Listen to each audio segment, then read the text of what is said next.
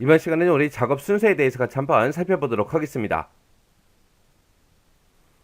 우리 작업 순서가 지금 이렇게 나왔는데 작업 순서는 뭐 별거 없습니다. 우리가 작업할 그 폼이 있죠. 그 폼에서 바로가기 메뉴 마우스 오른쪽 버튼 눌러주고요. 우리가 거기서 이제 디자인 보기를 선택을 한 다음에 거기서 이제 뭔가 우리가 설정을 변경해주면 되겠죠. 해서 디자인 보기로 킨 다음에 우리가 속성을 설정할 그 개체 있죠. 그 개체를 우리가 더블 클릭해주면 돼요. 더블 클릭하게 되면 화면 오른쪽에 속성 시트창이 짜잔하고 나타납니다. 그럼 거기서 이제 해당 속성을 찾아서 우리가 설정 값을 이제 입력만 해주면 끝나는 거예요. 그래서 우리가 폼 완성 문제를 이제 풀 때는 되도록이면 그냥 문제에서 시킨 순서대로 이제 문제 풀면 돼요. 해서 동그라미 1번부터 동그라미 5번까지 있다. 그러면 1번 문제 풀고 그 다음에 2번 문제 풀고 3번 문제 풀고 그냥 순서대로 문제를 푸는 게 제일 좋더라. 그거 이제 기억하시면 됩니다. 폼 완성에서는 대부분 이제 쉬워요. 내용이 쉽기 때문에 여러분들이 금방금방 할 수 있는데 그나마 이제 그 중에서 조금 이제 까다롭게 나오는 게 컨트롤 원본 속성을 설정하는 게 조금 이제 까다롭게 나올 수 있습니다. 해서 여러분들이 이 폼 완성에서는 컨트롤 원본 속성을 어떻게 설정하는지 그것만 정확하게 알고 있으면 우리가 전부 다 문제를 맞출 수 있습니다. 자, 그러면 이제 다음 시간부터 시작해서 우리 XX를 통해서 같이 한번 문제 풀면서 살펴보자고요.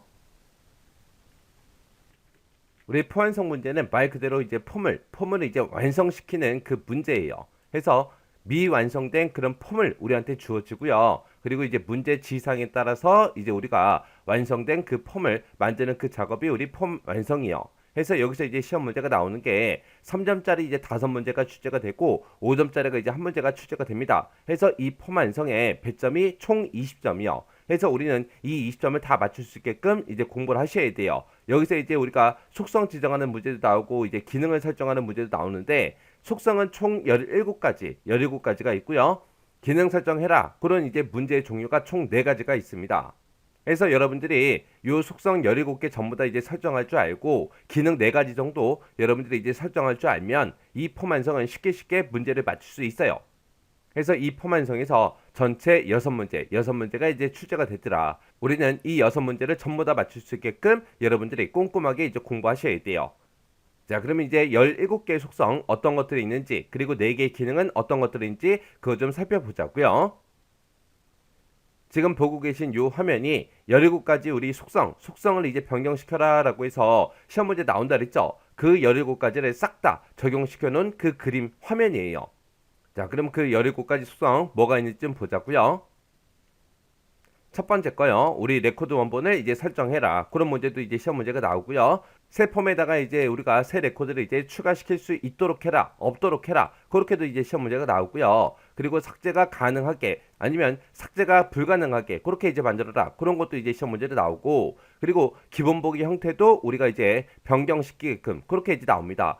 여기 보게 되면 이제 연습 폼이라는 것도 있고 단일 폼이라는 것도 있고 있어요. 그런 것도 이제 설정하는 게 우리 시험 문제로 나오고요. 그리고 이제 레코드 선택기가 표시되게 해라. 표시되지 않도록 해라. 그렇게 이제 설정하는 것도 나오고요. 그리고 구분선을 표시할래 말래 그런 거 설정할 수 있게끔 나오고요. 그리고 컨트롤 원본을 이제 설정하는 문제도 이제 시험 문제 나와요. 예를 들어서 뭐 txt 인원수라는 그 컨트롤이 있는데 거기다가는 레코드의 개수가 이제 표시되게 설정해라.